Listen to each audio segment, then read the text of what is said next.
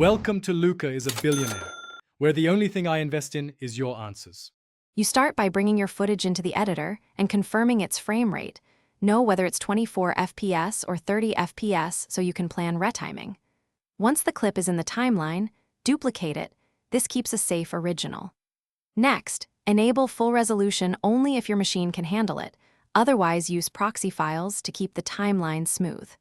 Now select the duplicate and open the clip properties or speed controls. We're ready to change the playback speed without breaking the source. You'll change the clip speed to 50% or another target percentage to get 1/2 speed. That's the simple route.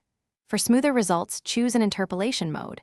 Frame sampling is simple, frame blending mixes frames, and optical flow synthesizes new frames for fluid motion.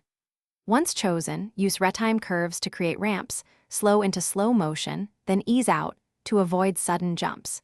Make sure to preview at full resolution or with proxies, because interpolation artifacts show up at playback, and when you're happy with the slow motion, set export frame rate to match the timeline or choose a higher FPS to preserve smoothness. Then pick a high bitrate codec so compression doesn't introduce stutter. Make sure audio is handled. Either stretch it proportionally or replace it.